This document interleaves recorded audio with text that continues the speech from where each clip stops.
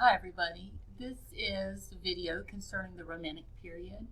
Dates of the Romantic period are 1820 to 1900, approximately. I just basically say the 19th century is the time for the Romantic era. So, going to do a slide introduction, talk about historical background, and then key themes within the music of the Romantic period. So some of the key features, when you think of the word romantic, especially when we talk about style period, I don't want your mind to automatically go to chocolates and flowers and hearts. Okay? Romantic basically has to do with passion, passionate music. So that's kind of what we're talking about. The harmonies of the Romantic era are very rich. They're lush. They're not the simple harmonies of the Baroque and the Classical era. The melodies are much more expressive. Lots of dynamic contrast and a greater use of what we call chromaticism. Up until this point, music has pretty much stayed in its key, its tonal center. But when we get into the Romantic period, in the music of the Romantic era, music is much richer, much fuller. So, Romantic composers focused on personal emotion. They let their emotion and their feelings come out in their music. So it's not so much just, we need to follow this format, so I'm going to write music that follows this form. They were very expressive in their music.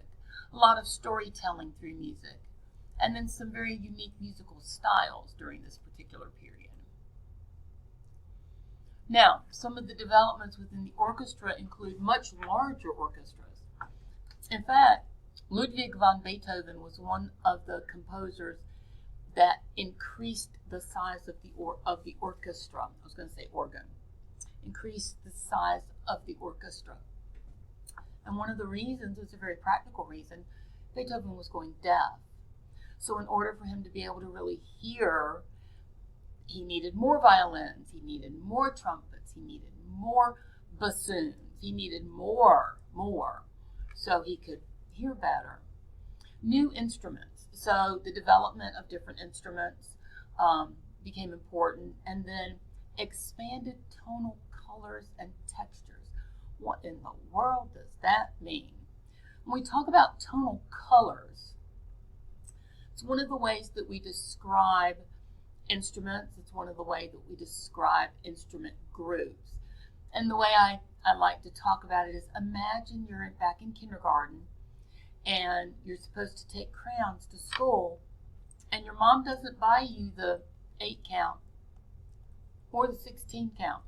She buys you the box that has 64 crayons in it, and it has a sharpener.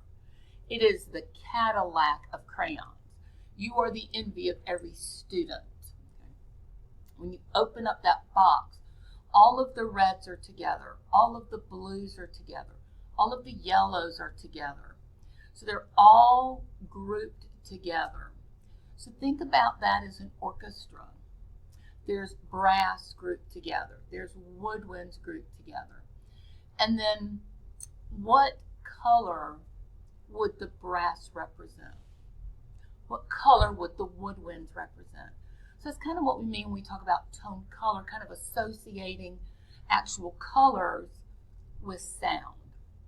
So we're expanding the tone colors. We're expanding the types of instruments that are involved in the orchestra.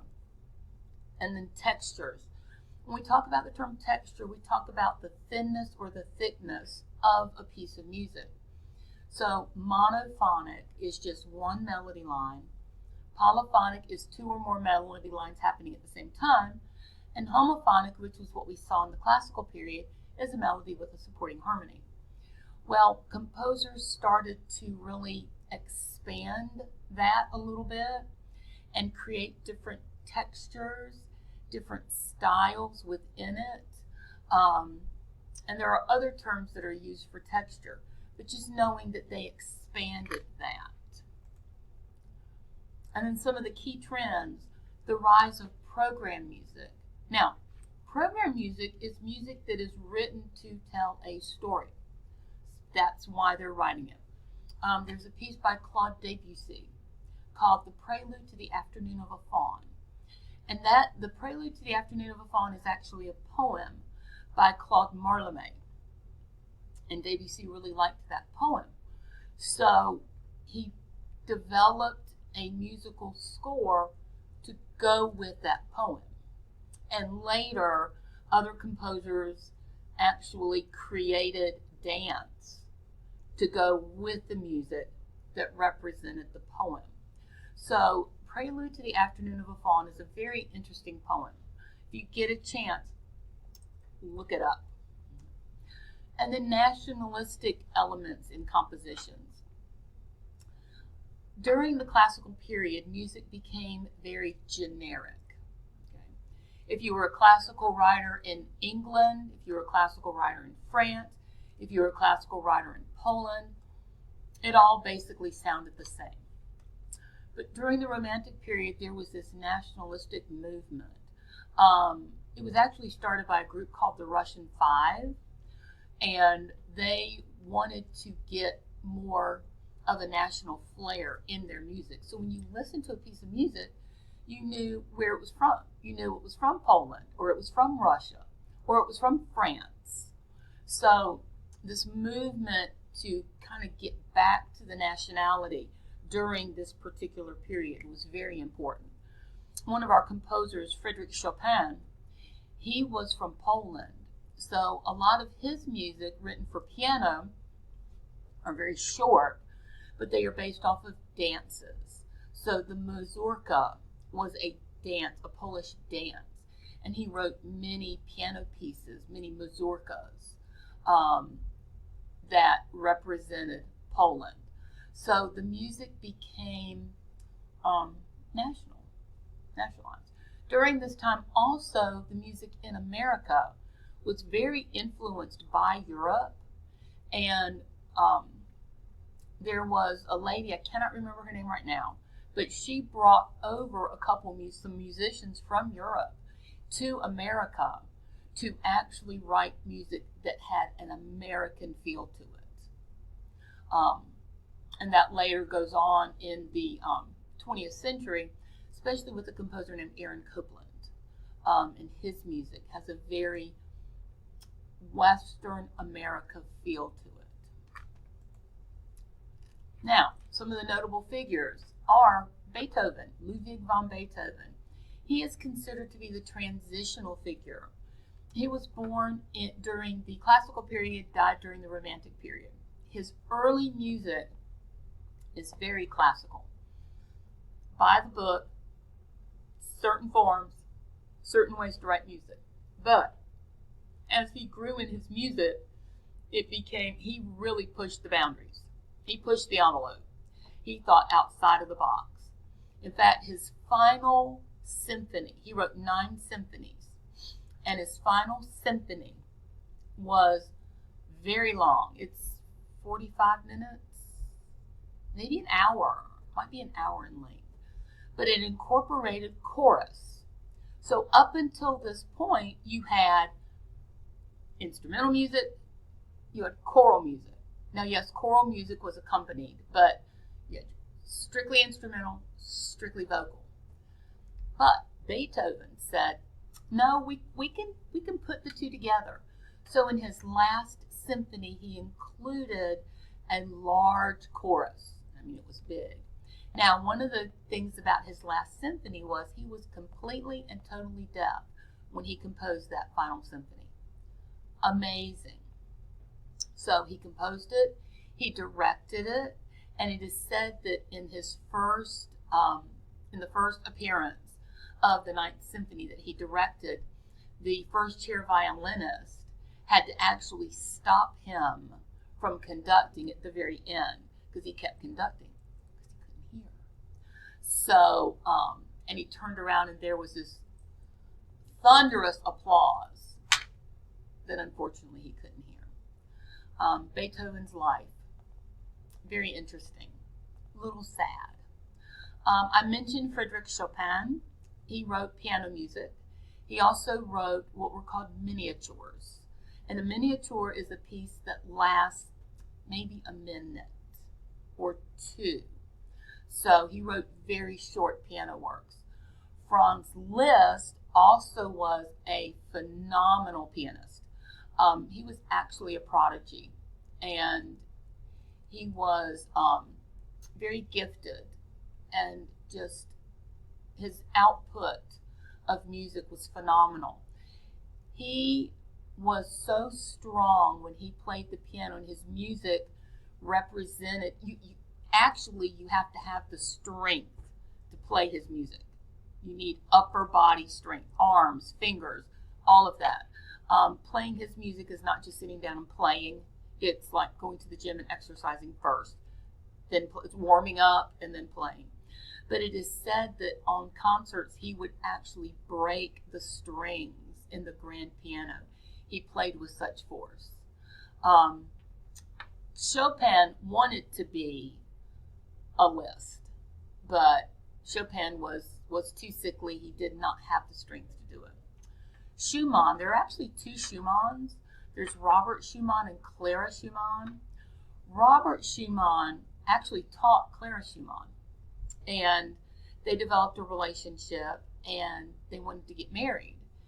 And so Robert went to Clara's dad to ask for her hand in marriage, and Clara's dad said, no, nope, you may not marry my daughter.